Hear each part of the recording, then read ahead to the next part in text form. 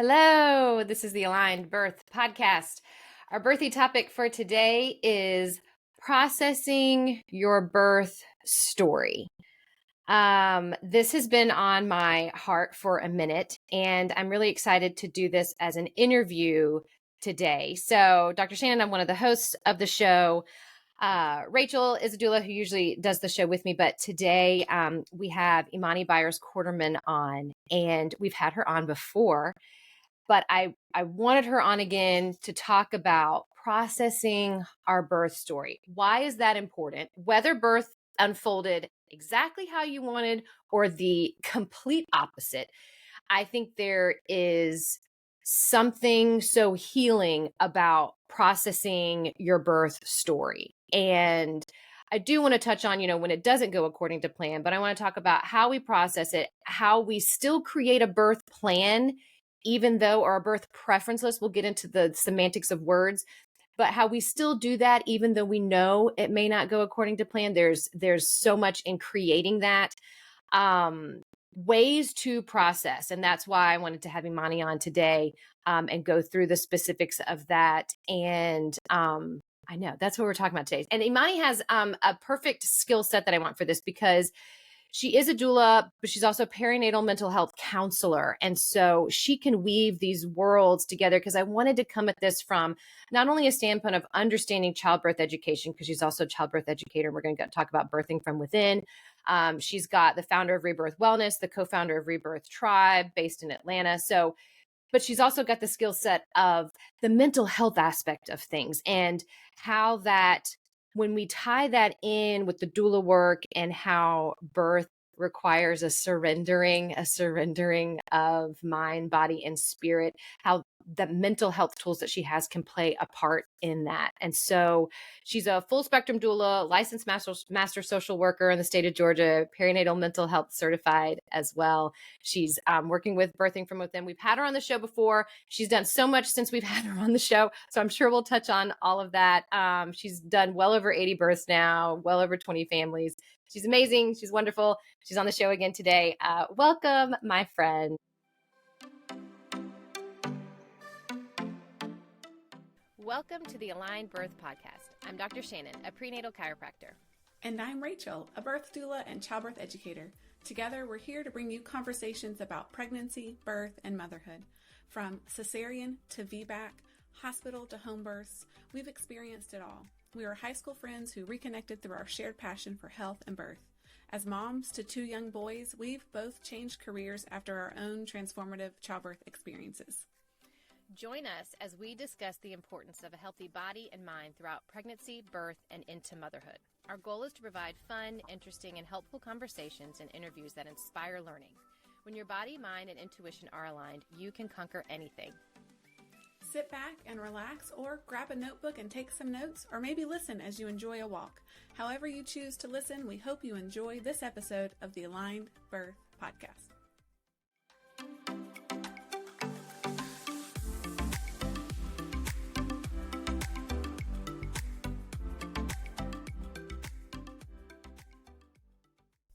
Before we get into the episode today, if you enjoy the content of this podcast, we would greatly appreciate your support in one of three ways.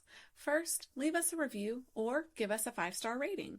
Your feedback helps us reach more listeners and make a bigger impact. Second, you can sign up for our newsletter. By doing so, you'll be the first to receive new episodes and exclusive bonus resources straight to your inbox each week. Lastly, you can become a direct listener supporter.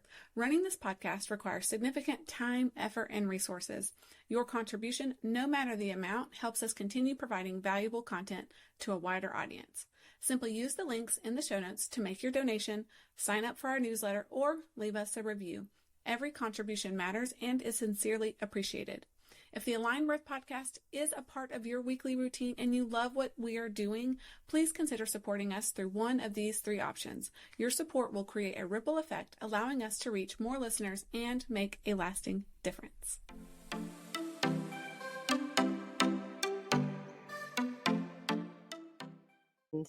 Hello, Dr. Shannon. It's always a pleasure to be sharing space with you. Excited to be back. Yes, I love it. No, and I was just telling Imani, before we started, and then I was like, do you want to add anything to your bio? Because since we've had you on, I know you've done a lot. And we I were did. joking about there's several birth workers that I've had on the show where I sometimes catch myself saying like, "Oh, you're so busy." And I mean it in like a good way, because you're living Yeah. out like this purpose. And we're talking about how like you're busy, but it's filling your cup. It's not depleting, and like you're stepping into things. And you said you were living in harmony with your purpose. And I was like, oh, it's a beautiful way to put it. So Yes. you Yes, do so much for the indeed. birthing community, and I love it. Yes, I love it as well. And I told you, like, yeah, no, keep everything the same. But now I do have my full clinical licensure as a social worker. So I'm an LCSW now. I completely forgot about that. And See, I knew it. I knew it's there like, was something else. oh yeah. Well, so that's the main thing. And yes, I did my 100th birth in January, which Yep. was beautifully amazing. And my first birth that I ever attended was a home birth. And so my 100th birth was a home birth, and I just had all the feels.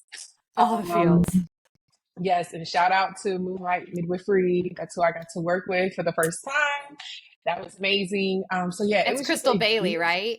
Is that who it Yes, is? I Yeah. Uh-huh. love her energy so Hmm. much. And yeah, it's been a ride, but it's been such a beautiful ride. I'm so grateful to be able to serve people in this space for sure. You're so needed.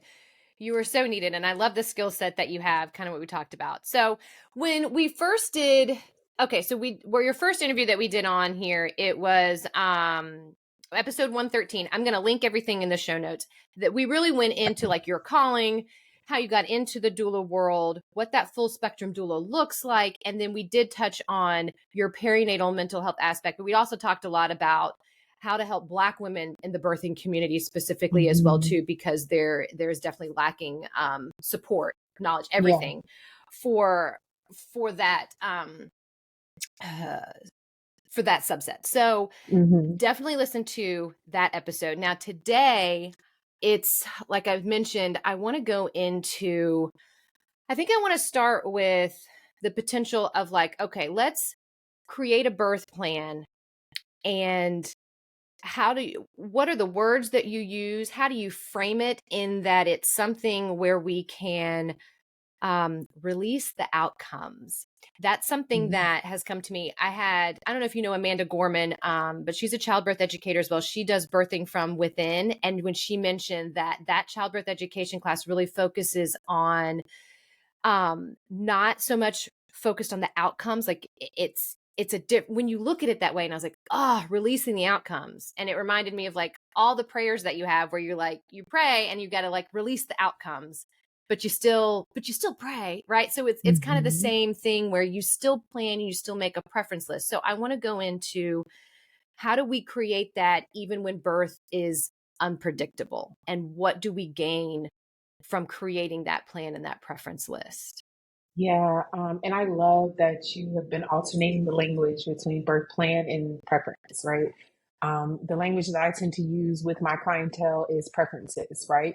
My husband would be the first person to tell you the number one thing I always say is words matter, and they do. Um, I am very intentional about the language that I use with clientele for that reason. A plan makes it seem like this is something that we have to hold to. This is hard, steadfast, right? But like you are alluding to, the beautiful mystery of birth in itself, right? A lot of times, what we plan for is not necessarily what we see actualize and come to life, right? And so, using the word preferences to be like, if everything goes according to my dream, my outlook, how would I want this to look? This is my vision for what I want my birth to look like. Okay. So we identify our preferences. Now, some parts of that plan, of course, you do have a immense amount of control over, whether it's you're specifically speaking about like providers and then baby's care afterwards, generally speaking for that, right? Because things can still even come up after baby's born. But for the things such as like how you want the room, um, the type of interventions that you want to occur during your labor and birth experience, those things have to come with some fluidity, right? Mm-hmm. And so setting the preference, but also setting the tone that These are preferences. These are not guarantees. That has been a huge unlocking and release for my clientele in particular, to be not so pressed to have everything go like I'm checking things off of a checklist, right? That's what I was about to say too, because it's kind of like there's like a box and it's like epidural, yes, epidural, no, like check yes or no. And it's like, Mm-hmm. ooh, is a Yeah. little bit more to it Yes, than checking the box. It's a lot more than checking the box. And so that's why I think it's really important, like as in the doula space. And I'm gonna be honest with you, even my clients that I see for therapy, if we're talking about them preparing for birth, well, what's on your birth plan? And sometimes they're like, huh? If they have a doula, they don't usually say that. But I'm like, well, what's on your birth plan? What are your preferences? What are you anticipating to happen? And how will we navigate through if it doesn't go that way? Right? So yeah, it's deeper than just checking off a box. It's really about being informed. And then that's when we get into the space of informed versus implied consents and things of that nature. So yeah, preferences are important, but it's also important to recognize that the duality is it may not go towards this plan, and I don't want this to wreck your overall birth outcome, if that makes sense. Exactly. Mm-hmm. Okay, you said a couple things there because I like the aspect of if it doesn't go according to it, like it's important talking about that in that prenatal space and planning, because then that can set you up for success in the postpartum to process it. But then the knowledge that comes with it. So you're working with clients and maybe you mentioned something that they don't even know about, like what, certain interventions where they may not understand, well, what does it mean to have, do you want your waters broke? What kind of interventions, would you be okay with forceps or vacuum assisted birth? And they might be like, oh, I have no idea what you're talking about. Mm-hmm. That leads you down that path of informed consent and the knowledge, Mm-hmm. I Yeah, think it that's so does. important. It is, because a lot of times what we see in these spaces is that people are getting implied consent, Mm-hmm. right? Mm-hmm. Informed consent is usually like when they talk to you about, technically speaking, it would be like talk to you about the epidural, or if you're having to have a cesarean birth, things of that nature. Those are informed consents because you're actively having to read something and sign it. Mm-hmm. Now, it gets kind of gray when things are like implied, such as cervical checks. Okay, we're going to go ahead and check you. That's not informed consent. That's an implication. You're okay with this because this is routine. And this is what we Um, do. Do you know how many moms I even tell them? I'm like, you don't have to have that. And they're always like, what? And I'm like, you don't have yeah, to. you You don't can if have you want. to. That's totally fine. But you don't Yeah, have to. yeah, you Isn't that don't have fascinating? to. It Mm-hmm. is. And so, really, this birth preferences guide is really a space of also, it's a tool of empowerment, right? To be able to Mm-hmm. navigate conversations with your providers and being like, no, I have questions about this. I'm not just going to go Mm-hmm. with it just because I'm a first time mom or I haven't had a baby in many years. I want to be able to have a conversation with you about these things without it being said, oh, this is just what we do. Because sometimes that's not enough. Mm-hmm. Exactly. Now navigate a little bit of having that preferences list and then it not being so, I mean, we spoke a little bit to the fluidity of it, but having it not be so tied to an outcome. So, and you can even speak in depth too, if you want to, with a little bit more of like the childbirth education that you do, or, things with birthing from within or whatnot.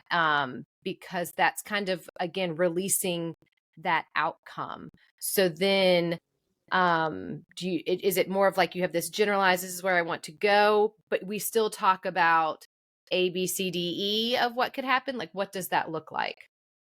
Yeah. So for my clients, the premise is nothing is off limits. In my intake form, I'm very intentional about what I ask them. So I ask them about what their dream birthplace is. So speaking about location, and then I also ask them, what's your deepest fears about this journey, right? Because what I Mm-hmm. know is, as a clinician, and then just also just somebody who's lived life, right? People avoid what they're afraid of. So I want you to pull that out. So we're going to take the time to pull Yes. that out. If you're afraid about cesareans, that might be the first thing we talk about, just so that we can clear up any mystic areas for you that you don't truly understand, or if you're And not, afraid about pain management. yes, I was gonna say the pain. And I think sometimes too, not to, but it's like when you think that if you're focusing on that, like you're manifesting that, like, oh, I don't want to put that energy there because I don't want that to happen. I'm going to speak because that's like how I was when I was pregnant. So it's kind of like, no, that's not it. It's informing yourself of that. And then Mm-hmm. you can make better decisions. And then it's not so scary. Yes, It releases that fear. I'm exactly. so You glad that release that's the like what's fear. ideal and what's not ideal and what stops you in your tracks and how can we confront Mm-hmm. that? Yeah. Absolutely. We have to. You have to get in front of it. We cannot combat what we don't know, right? That leads into like anxious responses. So, anxiety, I always tell people, is future driven because you don't know what's going to happen. You're right. So, what we're going to do is focus on this present moment. If everything goes to plan, this is what we're going to hold to. But if they don't, we need to leave room for fluidity. This is really difficult, I see sometimes, for folks who do deal with anxiety, or even depression, um, or those who have experienced trauma. I need to know what's going to happen. And unfortunately, that's not a guarantee that we can offer in birth. So I think as a service to our clients, we just let them know, hey, I know what you've experienced. We acknowledge and validate the journey that they've been through to get here. We're going to talk about things that may make you feel uncomfortable, but please understand that this is not me speaking on it as a wish for you. This is me speaking on it as an intention for you to be aware. So if it did come up, it doesn't completely rock your world. And that's not to say that trauma is completely avoided, even if we have those conversations, because things can get really, really wild in the birth space, right? Mm-hmm. Things that you couldn't even think of happening can come up. And so also being able to have that reckoning and that time to process with your clientele as well, about what occurred, what they wish would have went differently versus what did, so on and so forth. Mm-hmm. No. What are what are ways to protect that mental space? I'm thinking specifically like prenatally, um, is ways to protect that space during pregnancy, but being open and flexible to letting birth unfold. Hmm. Wow, yeah, that's a great question. And I was reflecting on this before we talked. It's just like there's so many things There's that a can be lot, I done, know. right? First, what I would say is there needs to be an excavation of sort of the fears. So prenatally, you have to name it, put a name on it, identify what it is that you absolutely just don't want to talk about. And this is one of the principles from birthing from within, and even hypnobirthing and things of that nature. You have to talk about what you're afraid of, in order to combat it. Because otherwise, there's no way we can do any exposure response to it. It will continue to hold power over you. And Mm-hmm. you don't want anything to hold power over you in such a emotionally vulnerable space in general. It's physically vulnerable and emotionally vulnerable. You don't need any additional baggage. So excavate those fears and be honest about those fears and talk about the things that scare you so that you can become informed so that fear can't control you. Other things you can do, go to those birth processing groups. I know for a fact my friends at the Providence Wellness Collective, they do the birth processing groups. Working from within Atlanta did those birth processing groups. And also building community. So what I like to do for my clients, I don't do it as frequently as I would want, but like have like social gatherings so that they can meet and hopefully find moms that have given birth either close to them or are going to give birth close to them so they can build connections so people can relate to them. But also being mindfully aware to not take on other people's fears as your own. So Mm-hmm. being mindful of the things that you take in, because it is very, very easy to fall into the trap of rumination or that overthinking of things. When you say, oh my gosh, this happened to them, like this could happen to me. Well, it could, but this is not your fear to begin with. So this is not something for you to pick up and own. And then also making sure that everybody that is going to be present with you during this journey is in alignment with what you want. So being mindful to not project their stories onto you. Being mindful not to diminish the things that you want and deem as important. And then also people who are going to use the language and words that make you feel strong and empowered. So creating that list, that's another question I ask on my intake form.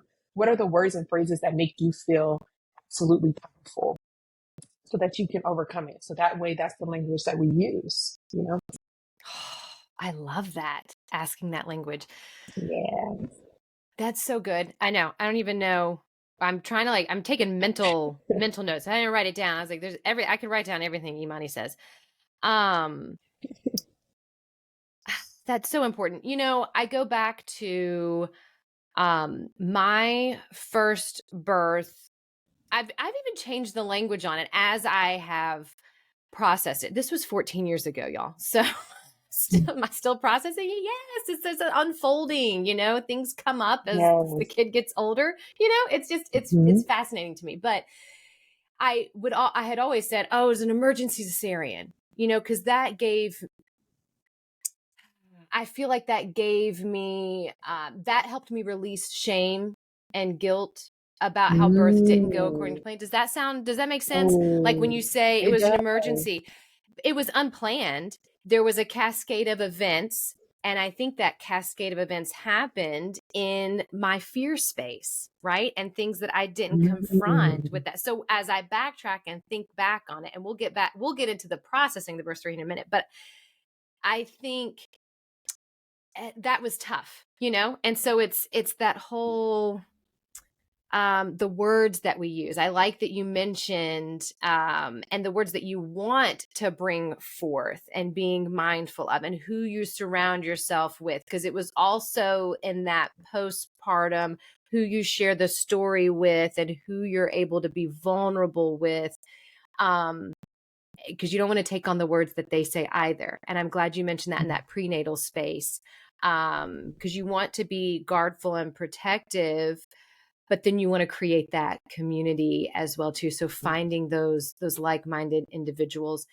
I feel like I would add to your list with protecting that mental space too is, and you mentioned this already, but the providers, the people that you have, your clinicians, like those type, not just the other women that are giving birth with you, but having a doula, doing childbirth education, having that provider that you can talk to, that listens to you and respects your, you know, and it's not just feeding you yes or no answers, you know, and those type of things. Obviously, I'm going to say chiropractic care, pelvic floor PT, like some of those, you know, those other things. But there's also that aspect too of protecting that mental space, because then you hear those nuggets of information. They lead you down paths of support. Because what I have found with some of my moms when their birth, and the reason why I wanted to talk about this is because I do have quite a few moms that birth didn't go according to plan. It wasn't bad. It just, it birth unfolds, right? And the words that I hear from them are that they're so thankful that they had the support team that they did, because it was different from their first round. And no matter what the outcome was, they felt supported. They felt they did what they knew to do. And they felt, I guess that supported is that key word that it keeps coming back to mind as far as one way to protect that mental space. And you mentioned if we have that history of anxiety and those type of things, getting in that counseling, that headspace, that childbirth education prenatally can set you up for success in the birth space and then postpartum too. You know? Absolutely. And I also think as providers, we have to be mindful of, you know, our definition of showing up versus our client's definition of showing up, because it can look different. And so making sure that you are really clear and open to their, you know, their statements of saying, you know, this is really how I need it to be showed up for, regardless of, you know, what may be laid out and things of that nature. That's a part of building that rapport too, right? So being mindful of like, oh, well, this is what I normally do, but checking in with the individual, because then it just starts to feel like the numbers system that we may feel like in the medical industrial complex and stuff like that too.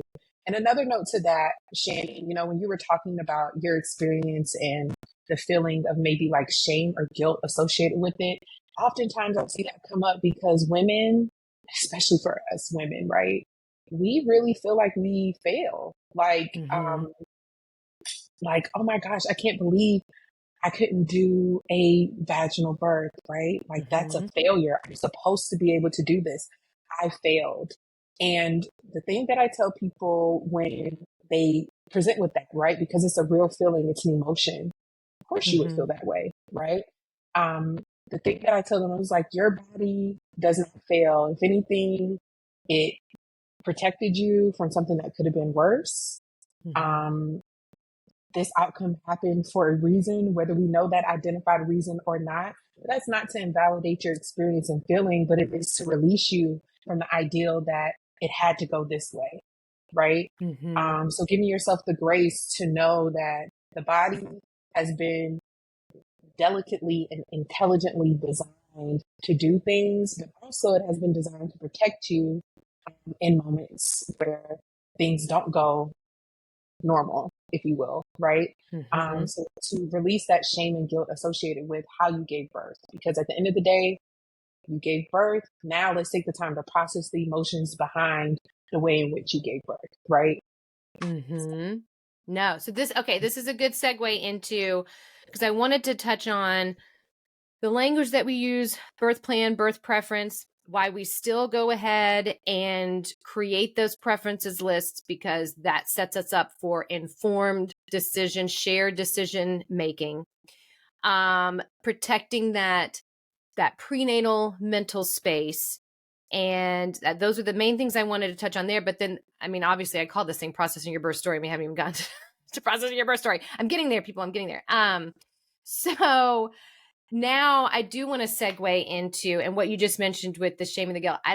There's just something about birth that brings it out, as far as some of those feelings, those emotions where you can feel like you failed, you can feel the shame, you can feel the guilt, and how we process that. So I want to go into like how we process the birth, and then even going a little bit deeper into how we process the birth when it doesn't go according to our desires. Because sometimes maybe it's not easier to process when it does go according to desires. But so what are ways that you recommend just processing your birth? And is it important? Should we do it? Why do we do it? How do we do it?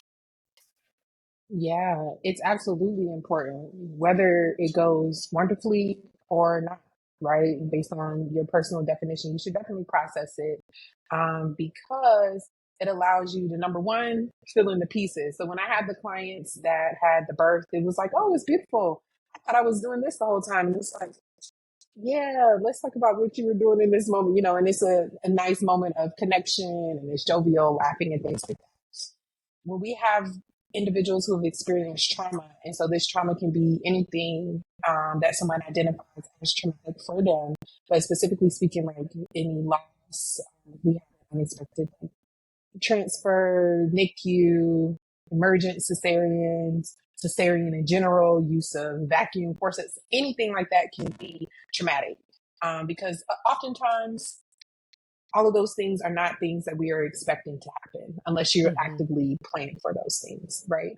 And so I think it's extremely important, number one, after the birth has taken place, take the time to process with any partners that were present. So spouse, other romantic partners, non-romantic partners, parents, family, friends.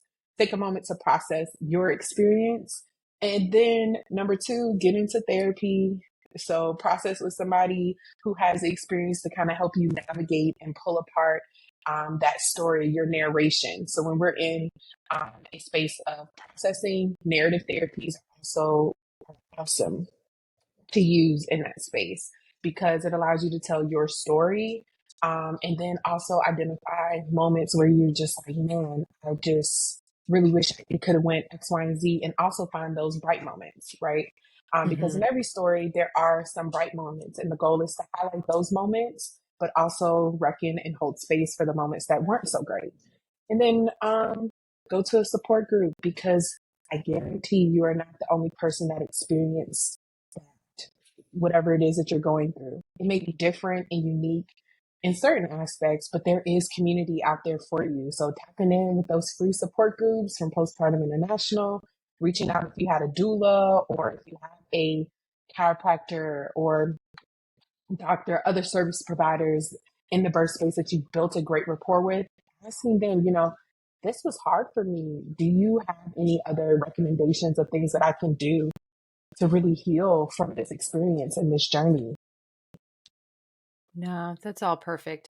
Even in my head too, there's this like perfect birth center created, and of all your providers are in one building and they're all aligned, and mom gives birth, and it's a birthing center, so she can give birth there. And then next thing you know, she can come in with baby, and all the moms are sitting around with their babies and they're talking about life and they're just bonding. And like, I have that vision in my head. It's got to come to fruition. Beautiful. Right. Like it's that that is community. A beautiful hippie dream. I love that. I'm a hippie girl. It's just crunchy enough for me, honestly. I love that. Because we need that community there, and a little bit more with my so like I said, with my first birth, it was an emergency cesarean, but like I said, it was a cascade of events that I know led up to that unplanned cesarean. And then I ended up feeling like I gave birth vaginally and through cesarean, and it was just, healing process, and everything was so intense because it's physical, emotional, mental, spiritual healing. And I vividly remember going back to work, and it wasn't like I don't remember the words that were said. It was a conversation that I had with another mom who was older than me. And it almost had that, I don't remember the specific words. I just remember how I felt. Does that make sense? Like I remember, and it had a little bit of like oh, bless your heart. Like it was like no one expected me. I'm a runner. I'm an athlete. It was like, oh, I power through birth, right? Like I trained for that and I trained for this. And then I went completely sideways, which is, looking at it, I've and the processing of it. But it was interesting. That conversation really sticks with me because it felt a little bit like, oh yeah, I guess it blessed my heart. Like it didn't pan out how I had wanted it to.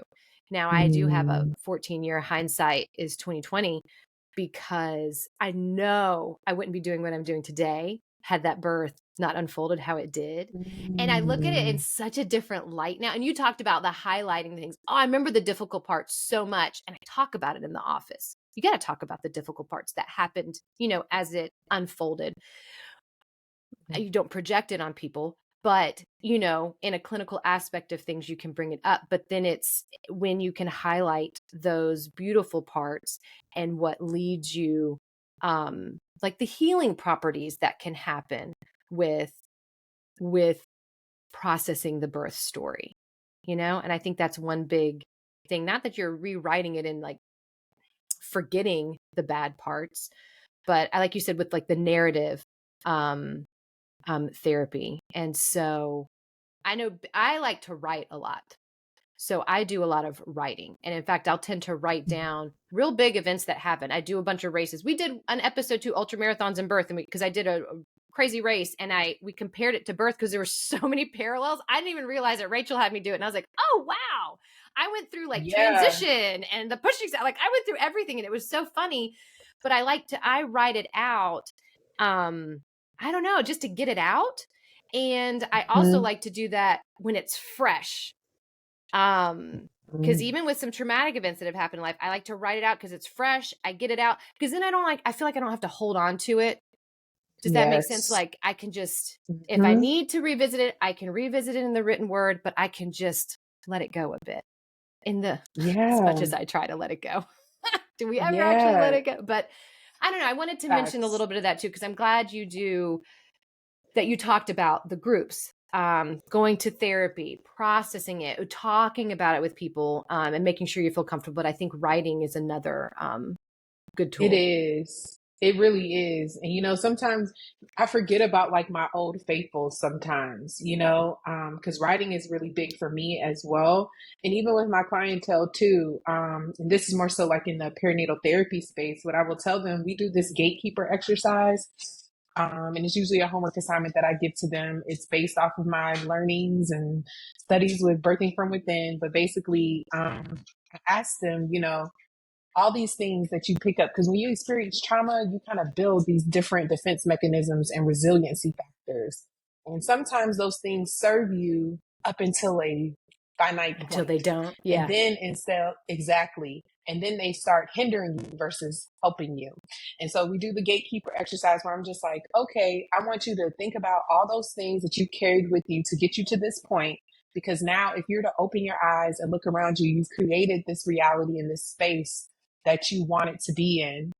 And so how about we write a letter to those gatekeepers, thanking them. Thank you for getting me to this point. I no longer need you anymore. So I'm going to set you down here.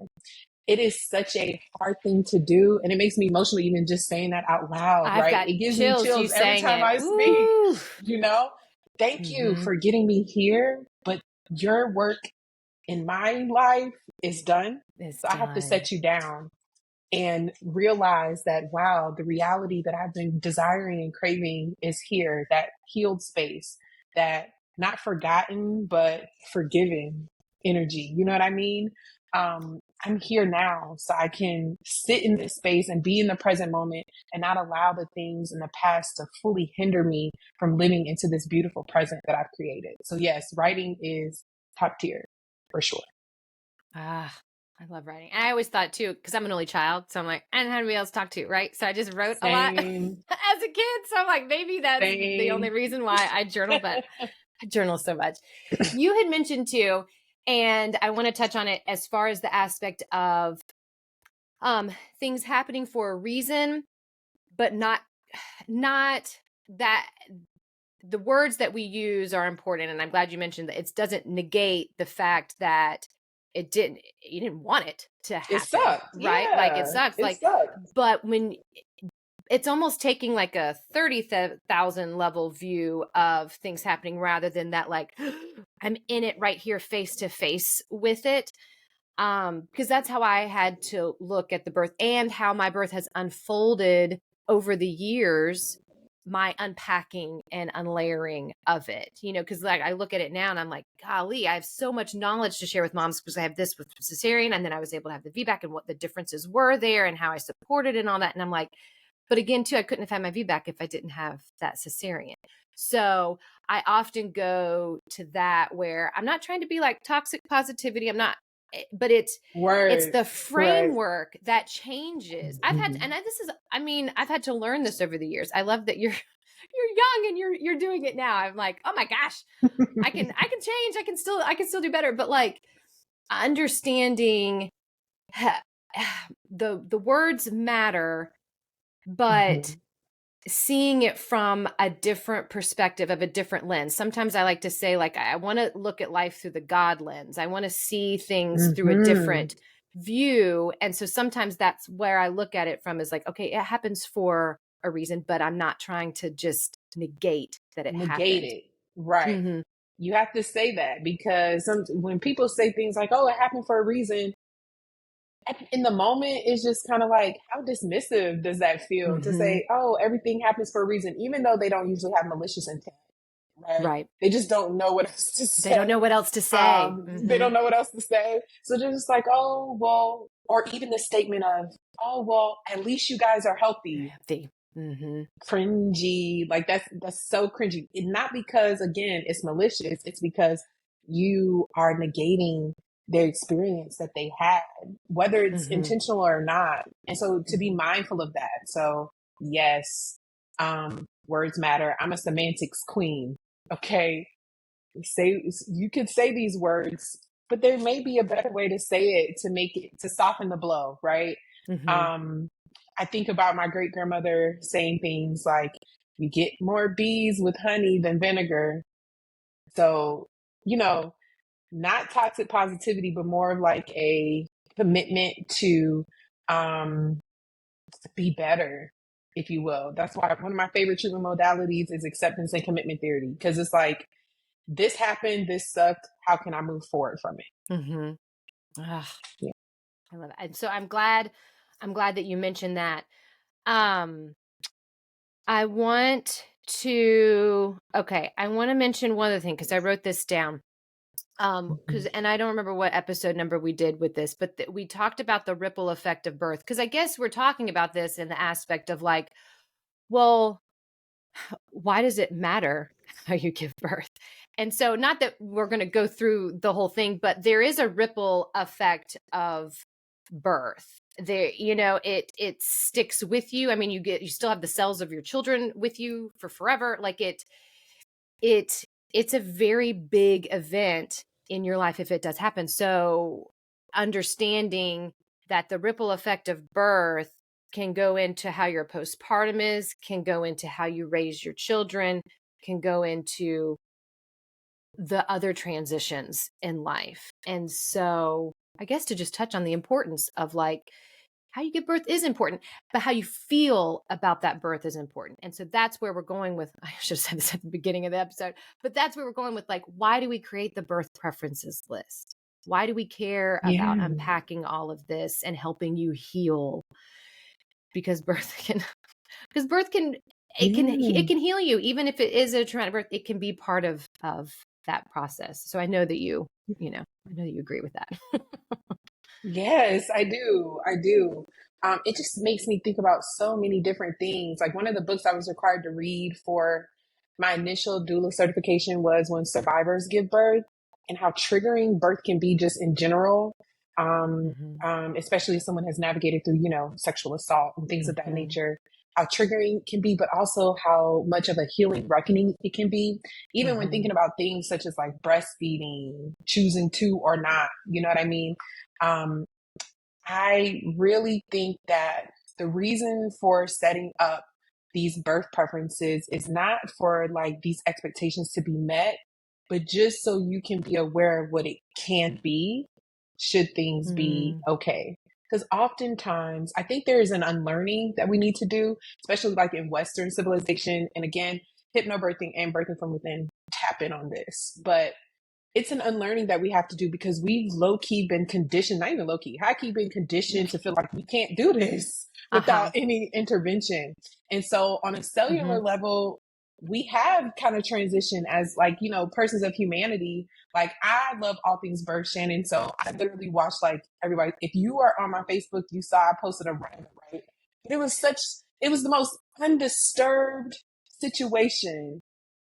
The baby came, the rhino gets up, walks, the placenta, the sac breaks, we're done, right? They just need that moment to retreat in silence and feel safe. And I think if we continue to do the work that you're doing as a chiropractor with this amazing podcast, using your platform to really inform people about what birth is and what it was designed to be, right? I think we can start to unravel this fear, this inundated, if you will, feeling that I can't do this when you absolutely can, because you were made by design to do it. You know what I mean? So I think this preferences kind of gets us back to the like, oh, this is what birth is, and this can happen for me. I'm so grateful that we have the option to have OBs and that can handle these emergent situations. But birth in itself is not an emergency, right? Normal it's a physiological process. birth. It's a normal process. When things go awry, that's why we have these systems in place to help us. And super grateful for that. And we're so thankful. Exactly. Yes. But I also don't want to negate everything that I went through as well too, and being thankful for how that unfolded. I mean, the recovery was intense, but it's also like, man, I am thankful that we did have everything that I needed, at that point and how it unfolded. Yeah, for sure. So I give thanks for those situations, but also to letting us know this is what it can look like. And I'm going to do my best to have that achieved, but also know I'm not fully in control of how things unfold. I have to surrender to the process. I think that's the biggest, I mean, not everybody is like a type A control freak. like myself, but And me. 'Cause I need it. but when you identify as that type of personality, then it's, you got a little bit to unpack because birth requires you to surrender. and so there's no getting around that, but in the most There beautiful is way. But it no can getting be around so it. transformative. I know. Okay, so Yes. let's go into the specifics of how to process the birth if it doesn't go according to plan. Because we talked about some of the ways as far as therapy, writing, groups. There was something else I had in that list too, like movement. Movement can be very therapeutic as well too. And postpartum can be hard because you aren't moving maybe in a way that you used to or that you would like to, that is healing for you. And so that can be finding new movement can be difficult, but I think that's also a healing modality as well too. And I guess I'm specifically thinking of like yoga and breathing through things and like releasing tension as well too. So movement can be a big one, but again, the specifics, we went through those of like how to process it, but it's, if it doesn't go according to plan and we sometimes hold on to that shame and that guilt, what maybe this is a little bit more of like what you cover, not everything that you cover in therapy, but things that you go through there, or how you even work with or approach your doula clients when you hear certain words in some of those postpartum appointments. How can we process some of those feelings? I think it's important to acknowledge that birth not going the way you want it to is a space of grief, and acknowledging it as a loss, right? I think oftentimes it's just kind of shunts aside, like, okay, it happens, but this is a space of grief. And so I literally take them back to the basics. I'm talking like Kubler-Ross, stages of grief, okay? And if you're not familiar with Kubler-Ross, she was a hospice nurse that created this line of processes that you go through when you're generally grieving. It's 5 spaces that you enter into. And initially it was thought that, it was linear. What we've identified now, as we've learned, right, it's absolutely like, non-linear.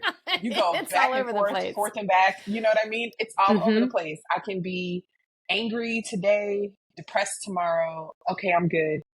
I'm in denial. I can't believe this happened. You know what I mean? You go back and forth through those systems. And so really do an assessment with my clients, and anybody can do this because it's not like a clinical assessment tool. Just literally looking at the stages of grief. Where are you with this?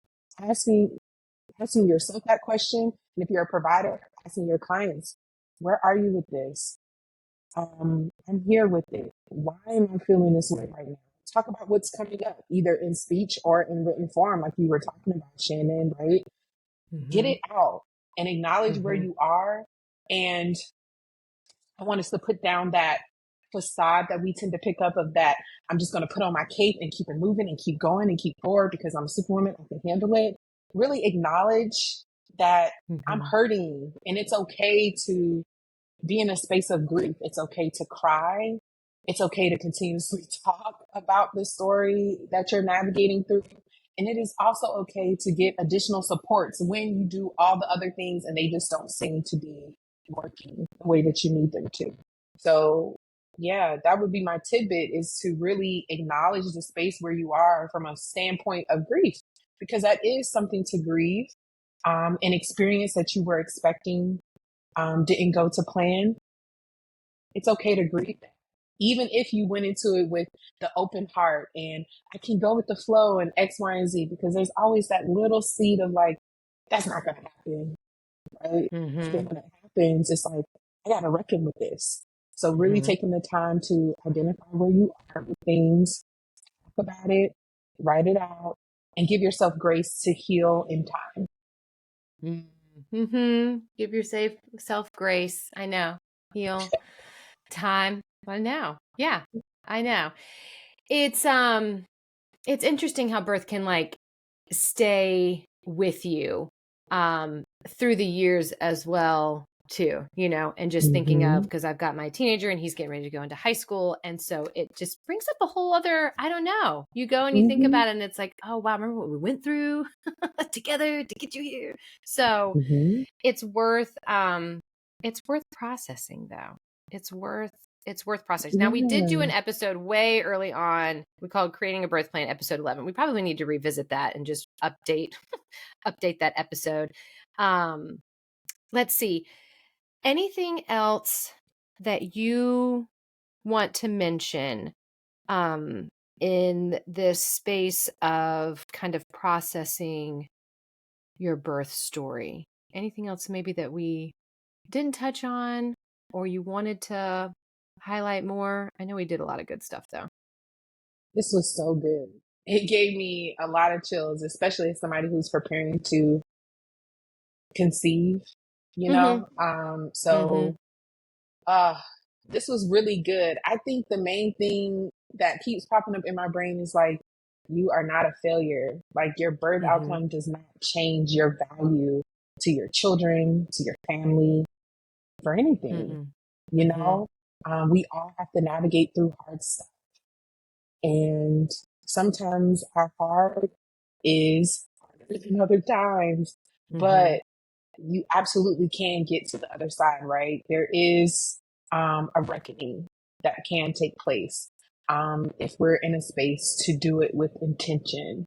And so please, please, please don't hold those things in. Acknowledge the things that are hurting you and then move forward with hopefully some tools you gathered from here or other community spaces you may be in.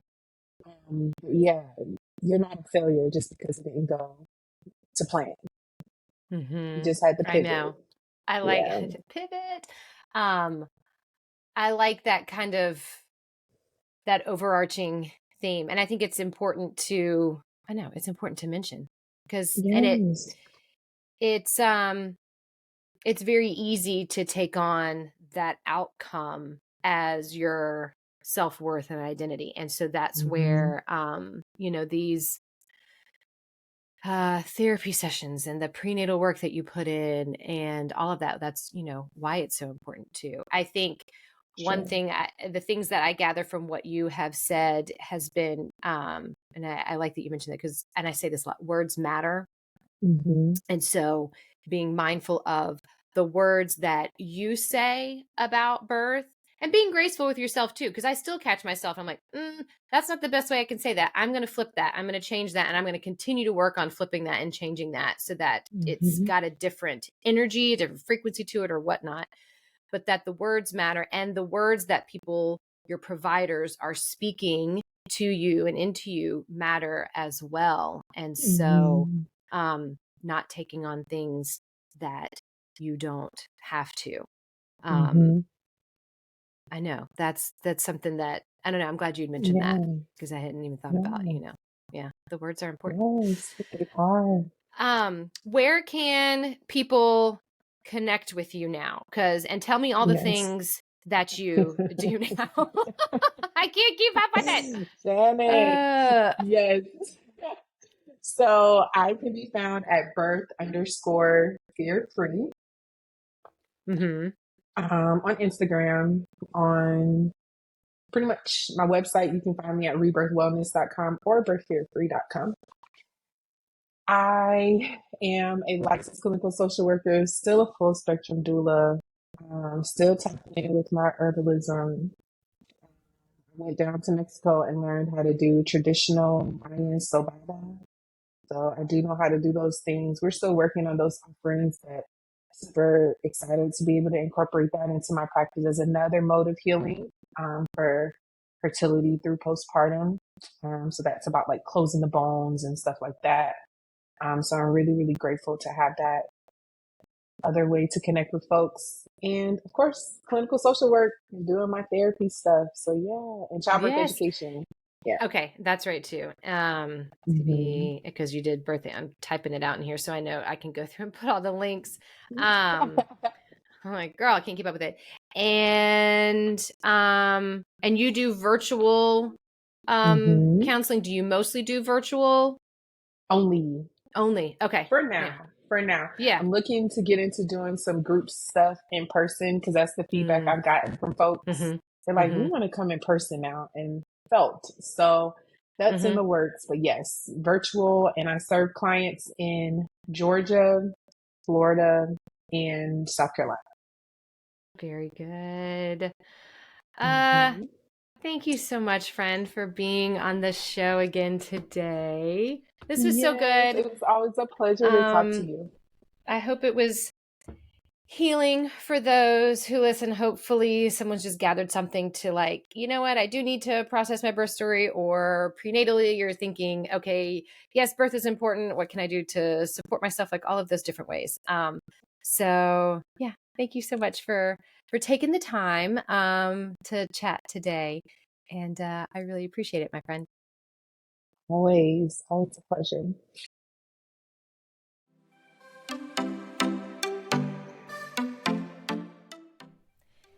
Thank you for joining us on the Aligned Birth Podcast. We hope you found our discussions informative, inspiring, and enjoyable.